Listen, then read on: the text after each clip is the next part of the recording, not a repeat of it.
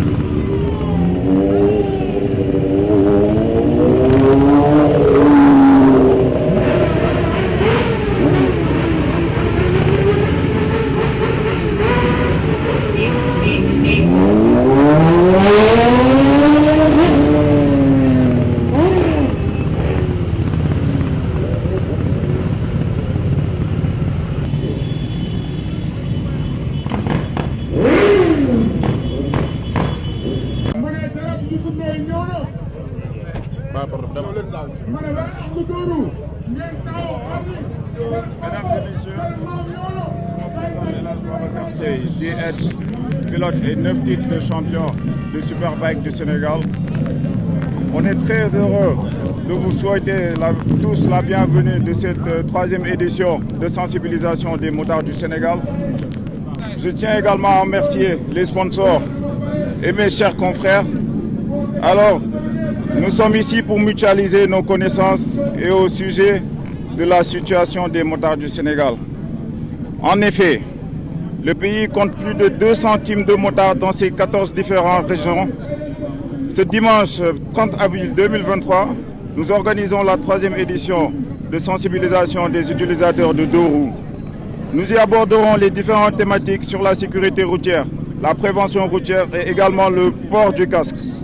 Cette campagne nous semble nécessaire quant aux nombreux constats d'accidents mortels sur les routes du pays par manque de sensibilisation, de formation à la conduite et du non-port du casque, entre autres. Cette 3e édition s'accentue aussi sur 2 points essentiels pour les organisateurs. En premièrement, l'ambition des clubs d'appartenir à une fédération autonome et agréée. Deuxièmement, c'est aussi notre vœu à tous d'avoir un circuit multifonctionnel pour des formations et compétitions également. Cela permettra aux différents clubs d'atteindre leurs objectifs à court et moyen terme. Les objectifs de formation des pilotes aux normes internationales et aussi à la valorisation de leurs activités. Cette volonté d'appartenir à une fédération autonome et de posséder un circuit multifonctionnel dédié uniquement à la catégorie des deux roues est née du manque d'activité dans le sport moto et au niveau national et international de ces sportifs. Le manque d'organisation du championnat impacte les performances des sportifs sénégalais. Lorsque l'initiative est prise par les pilotes eux-mêmes de participer à des compétitions de moto au Sénégal ou à l'international, ils ne reçoivent de soutien à la fédération. Malgré cette absence d'aide, certains clubs tels qu'Horizon Riders Club, Max Deroux, Mansour Motors, AMT, pour ne citer que cela, s'efforcent de tout de même d'organiser des compétitions sportives et de sensibilisation au code de la route à titre privé. Ils sont souvent sans sponsoring et surtout sans subvention étatique. Ils font face à des charges démesurées.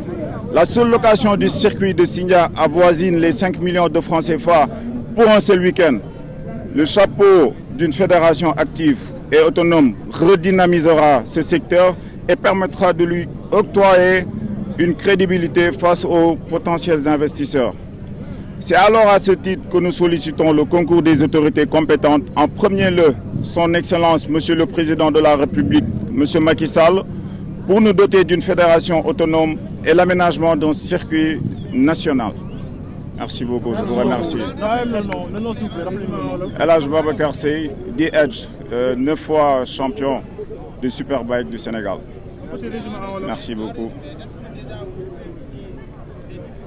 Wolof quoi.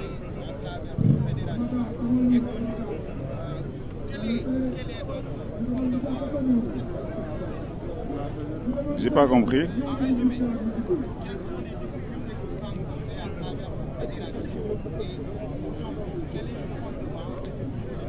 Bon, moi je dirais la difficulté qu'on a, c'est la non-implication de la fédération dans nos activités sportives. En gros, c'est ça en quelque sorte. D'où nous souhaitons avoir une fédération autonome pour pouvoir faire nos activités sportives, créer des championnats, peut-être même intercontinental, parce qu'on a tous les moyens qu'il faut, on a les outils qu'il faut, il suffit juste qu'on structure ce sport. Vous dépendez de quelle fédération? De la fédération sénégalaise de motocyclisme. Parce qu'on a une fédération qui est mixte.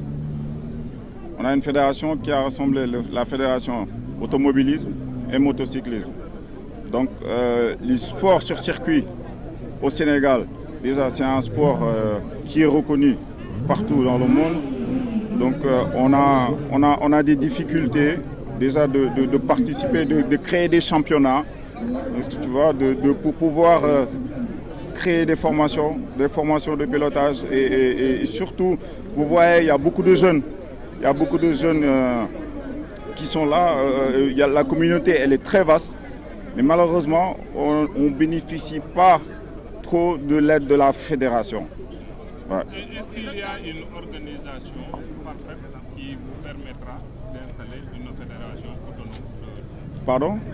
Est-ce que vous avez une organisation parfaite qui permet de diriger une fédération de moto spécifique à votre? Oui, bien sûr, bien sûr. On a plus de 200 teams de moto. Voilà. Comme j'avais dit tout à l'heure, les championnats de moto qu'on organise sur circuit, ce n'est pas la fédération qui organise ces championnats. C'est les privés qui organisent ces championnats. C'est les privés qui organisent des championnats. On a des pilotes internationaux qui viennent, qui participent ici dans le pays. On a le seul circuit qui est homologué en Afrique de l'Ouest. Donc, mais malheureusement, ce circuit est un circuit privé et ça nous coûte énormément cher pour un week-end. Vous imaginez, pour le week-end, juste pour le week-end, on paye 5 millions.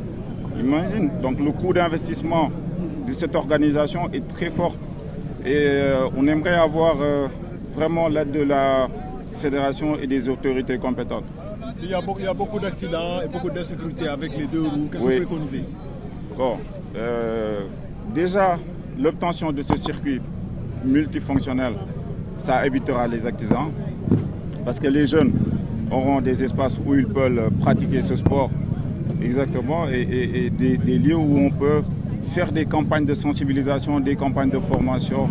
Parce que tu vois, ça pourrait peut-être diminuer les accidents.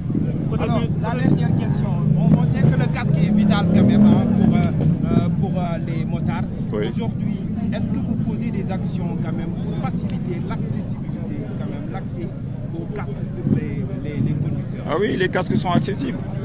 Les casques sont accessibles à tout le monde. C'est juste qu'on est face à un problème. Il y a des casques qui ne respectent pas.